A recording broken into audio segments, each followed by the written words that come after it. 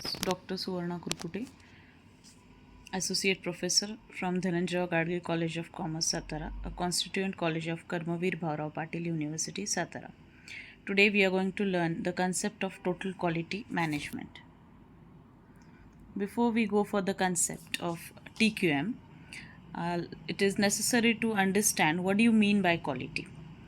Now, in this modern, most competitive business world, the only way to success is to offer quality products, and therefore, we call quality is the buzzword in the market. Today's customer is so very aware about the quality that whenever we go to market, whenever we demand a product, the first question which we ask the seller is that whether this product is a qualitative product or no. So when you get the assurance about the quality of the product, then only we buy that product. So this is the awareness of the customer in the market, in today's market, we can say. So we can say that quality is the buzzword. Everywhere you need quality, and this is the secret of a success of any business. So if you want to be successful in the market, you have to offer quality products to the customers. So therefore, this is the importance of quality.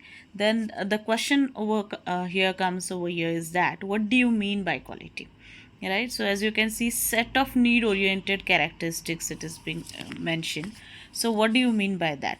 So actually, quality is the concept which is really very difficult to define, and therefore we can see that various management thinkers have defined it in various different ways.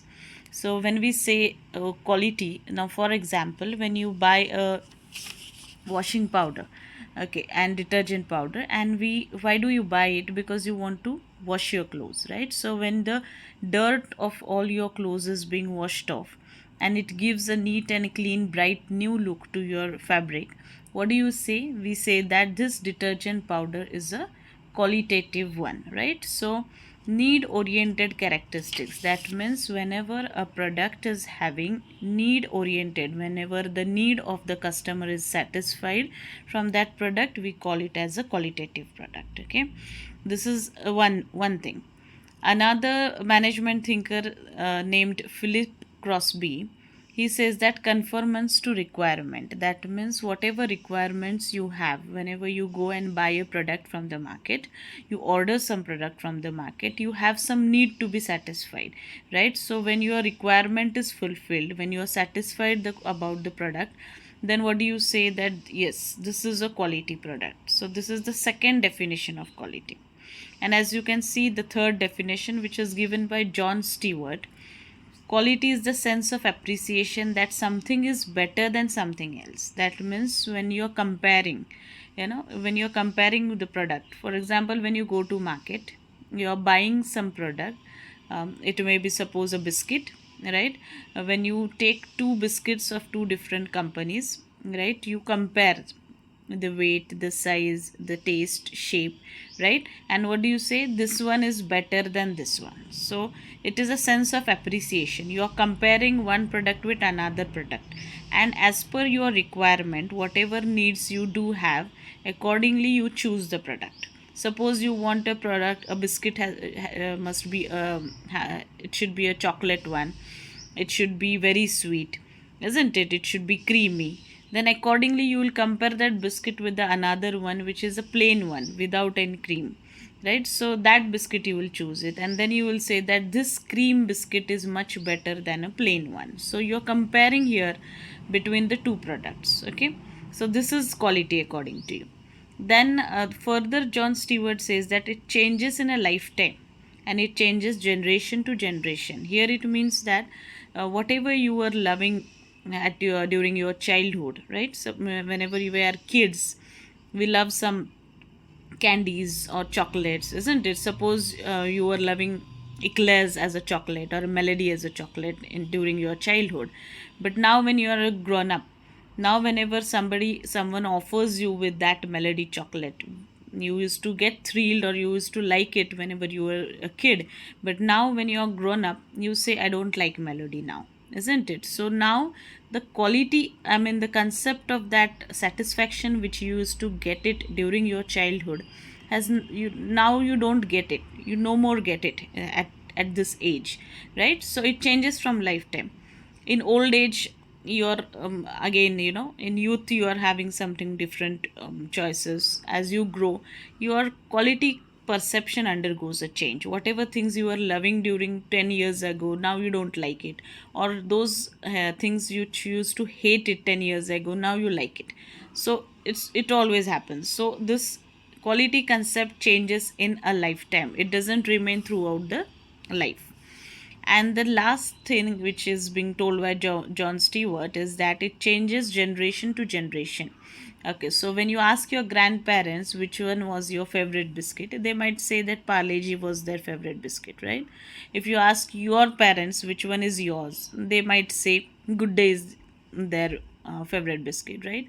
And when the same question is asked to you, you will say Bourbon is your favorite one, right? So what happened? The from generation to generation, the things have been changed, right? So quality perception has also undergone a change. Whenever, as I said in the example, then when you ask your grandparents that whether Parle-G is a quality biscuit, they will say of course yes, because since childhood we have been consuming Parle-G and it's a good biscuit, it's good, it's sweet and we like it, right?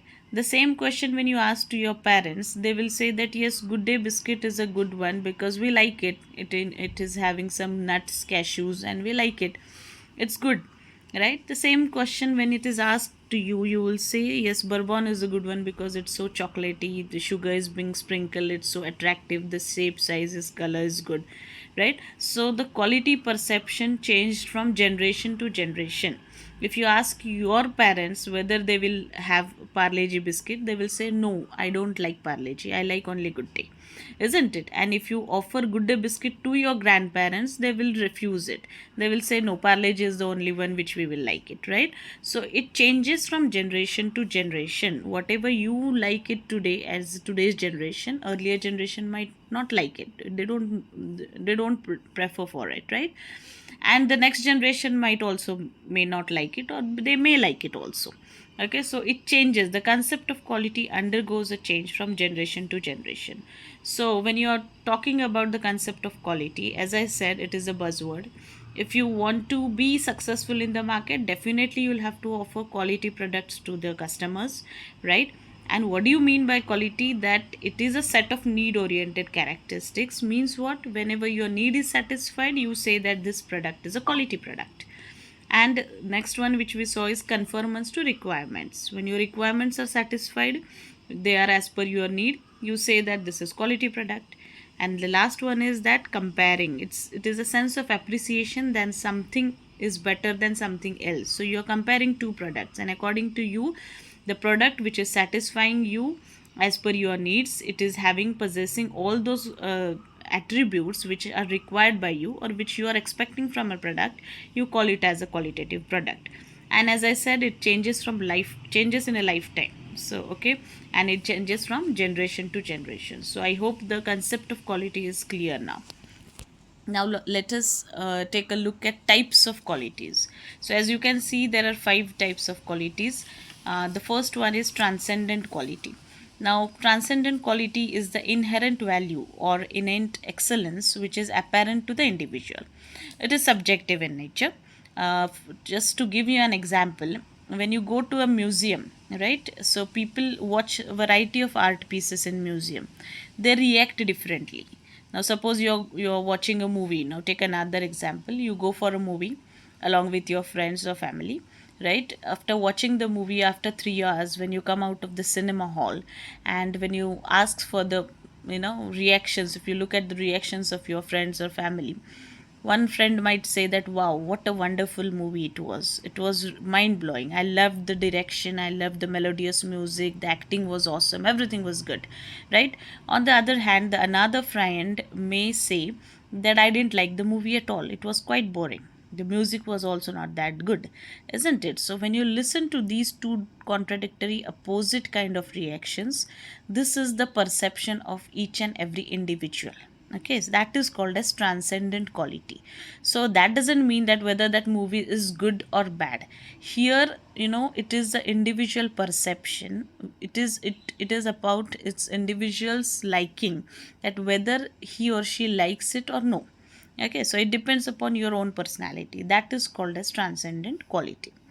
So you might feel that there's a lot of variation in the reactions of people in the transcendent quality. Okay, and each individual is having its unique perception about the piece of art, about a movie, about a product, about the artistic quality, beauty, anything. So many people, as I said, now when you visit a museum or a painting exhibition, some might say that wow, what a beautiful painting it is. The other one might say no, I didn't like it, look at the color combination, it's so weird, isn't it? So these are two different reactions. That is called as transcendent quality. Next is product based quality. Now this is the quality type of a quality where the presence or absence of given product attribute is the primary determinant of this type of quality. So whenever you buy a product, when you buy a product, we expect the presence of certain attributes. For example, we want our ball pen refills to have a smooth ink flow, or we expect the fruits and vegetables to be fresh, and if they are not, we don't buy it, right? So if you go to market to buy apples, now when you buy apples, you look at the apples first, right?